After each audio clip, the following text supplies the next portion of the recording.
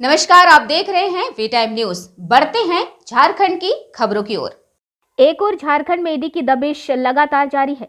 वहीं अब कांग्रेस नेता और राज्यसभा सांसद धीरज साहू के यहां हालिया आईटी के रेट ने झारखंड की सियासत को इस ठंड के बीच गरमा दिया है। आरोप प्रत्यारोप का सिलसिला भी शुरू हो गया है। बीजेपी और कांग्रेस एक दूसरे पर निशाना साध रहे हैं।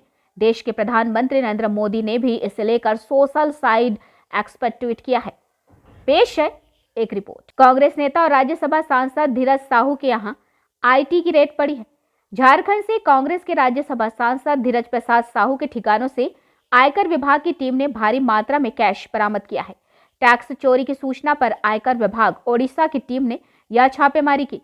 साहू के करीबियों और रिश्तेदारों के ठिकानों पर आयकर विभाग की 2 दिनों से जारी छापेमारी में 100 करोड़ से भी ज्यादा कैश बरामद किए जाने की सूचना है।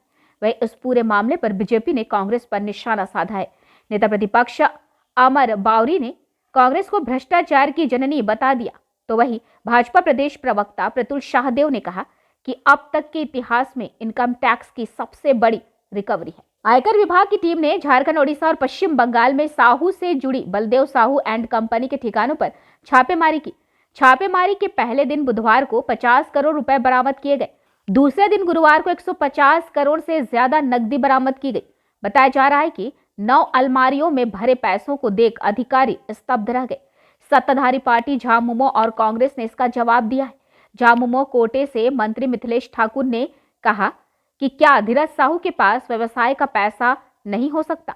भाजपा का काम सिर्फ कीचड़ उछालना है।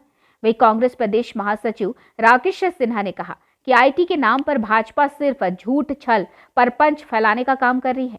फिलहाल इस ठंड के मौसम में आईटी की रेट ने सूबे में राजनीतिक गर्माहट ला दिया है। अब देखना यह होगा कि यह कार्रवाई और क्या करवट लेती है। भारत में भ्रष्टाचार की जनक कांग्रेस लोक संस्थानों में उनका उपयोग करके किस तरह से भ्रष्टाचार को इन्होंने देश की आज़ादी के बाद से ही इसको संपोषित करने का काम किया। जीप घोटाले से यह यात्रा प्रारंभ हुई 1951-52 से। तब से आज तक देश के इतिहास में भ्रष्टाचार के जितने भी बड़े मामले हैं उसमें कहीं ना कहीं कांग्रेस और कांग्रेस के लोगों का हाथ और उनका नाम सामने आता है। झारखंड के अंदर इनकम टैक्स डिपार्टमेंट के जो छापा पड़ा है और उसमें जिस तरह से कैश बरामद हुआ है, यह दिखलाता है कि भाई किस तरह से अभी भी कांग्रेस के जो नेता हैं वो इस सिस्टम का नहीं मान करके वो किस तरह से काला धन का उपयोग करते हैं। कांग्रेस के इस अकूत संपत्ति की जांच होनी चाहिए और झारखंड में जो भ्रष्टाचार के मामलों के कारण झारखंड लगातार जो एक बदनामी झेल रहा है उससे अब झारखंड को बाहर निकालना चाहिए और इसकी भी सत्यता जांच होनी चाहिए। इतने बड़े पैमाने पर कैश कहाँ से मिला, कहाँ से आया, और मुझे लगता है कि ईडी को ये जांच सौंप देनी चाहिए और इसके तह तक जा कर के इसका जो है निकाल करके इस पर उचित कार्रवाई करते हुए ऐसे लोगों को कानून के दायरे में लाना चाहिए। स्थापित करता रहा है। करीब 70,000 करोड़ के घपले घोटाले का इस सरकार पर आरोप लगा था और अभी भी जैसी खबरें आ रही हैं, अभी भी गिनती चालू है।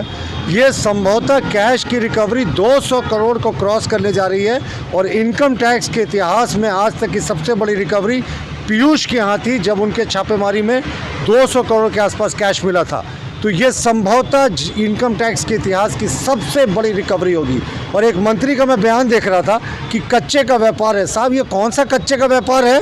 मुझे तो लगता है ये काला धन को अभी भी जस्टिफाई करने की कोशिश कर रहे हैं। रिजर्व बैंक ऑफ इंडिया ने भी लिमिट लगा रखा है, इससे ज़्यादा आप कैश नहीं रख सकते, लेकिन सारे कीर्तिमान ध्वस्त हो रहे हैं झारखंड से परिप्रेक्ष्य में, लेकिन वो गलत तरीके से ध्वस्त हो रहे हैं। 300 करोड़ कैश न पहले कभी हुआ, न नज़दीक के भविष्य में इसकी उम्मीद दिखती है। सत्ताधारी नेता तो यही कह रहे कि व्यवसायी के पास हो, क्या अडानी अंबानी के पास पैसा नहीं है? फिर करे ना रेट 300 करोड़ कैश। आप समझ रहे हैं 1 लाख रुपए कैश गिनने में आपको 15 से 20 मिनट का समय लग जाता। 300 करोड़ कैश का कौन सा व्यापार? और कैश में तो रिजर्व बैंक ने बंदिशें लगा के रखी हैं, इससे ज़्यादा आप नहीं कर सकते। जाहिर तौर पर ये गले तरीके से काला धन था जिसको ये खपा रहे थे। पर ये सोचिए, जब एक अदना सा सांसद के पास से 300 करोड़ रुपए कैश बरामद होता है तो इन कांग्रेसियों ने तो 50 वर्षों तक देश को लूटा होगा। कई खरब इनके पास होंगे। कि 4 साल से ही निरंतर ये लोग सिर्फ इनको जहाँ भाजपा की सरकार नहीं रहती है वैसे राज्य इनको दिख रहे हैं, तो इसमें अब ज़्यादा कहना के लिए कुछ नहीं है। हमारे माननीय मुख्यमंत्री ने कह ही दिया है कि मैं गलत हूँ तो उठा कर ले चलो, बंद कर दो जेल में। भाजपा निशाना साध रही है, पूरा भर भर के पैसा पकड़ा रहा है। कहाँ पकड़ा रहा है पैसा?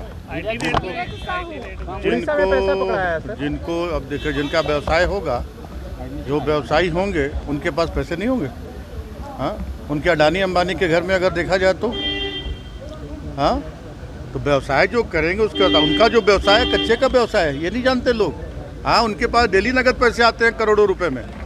ये सारी चीज़ों को भी देखना चाहिए। ये भारतीय जनता पार्टी के लोगों को राज्य के हित से, राज्य के विकास से, राज्य की जनता के सुख दुख से कोई लेना देना नहीं है।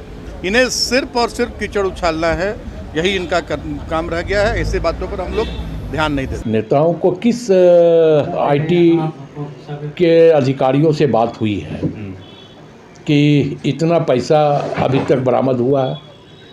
आईटी ने क्या आधिकारिक घोषणा की, या आईटी ने सिर्फ भारतीय जनता पार्टी के नेताओं के कान में बोला है? प्रश्न तो ये भी है। तो हमें ये लगता है कि अब भारतीय जनता पार्टी के लोग बेरोजगारी का दंश झेल रहे हैं। इस राज्य में अब उनके पास कोई मुद्दा बचा नहीं, तो आईटी के नाम पर अब ये लोग फिर से एक बार झूठ छल प्रपंच फैलाने का काम कर रहे हैं। जब तक आईटी ने कोई आधिकारिक घोषणा ना की हो तब तक भारतीय जनता पार्टी के लोगों को कैसे पता चल जा रहा है कि 100 करोड़ 200 करोड़ 300 करोड़, क्योंकि उनके नेताओं के पास इतने पैसे हैं, तो उस पैसे का आकलन वो विपक्ष के नेताओं के ऊपर लगाने का काम कर रहे हैं। हमें लगता है लगाए, जनता सब जानती है।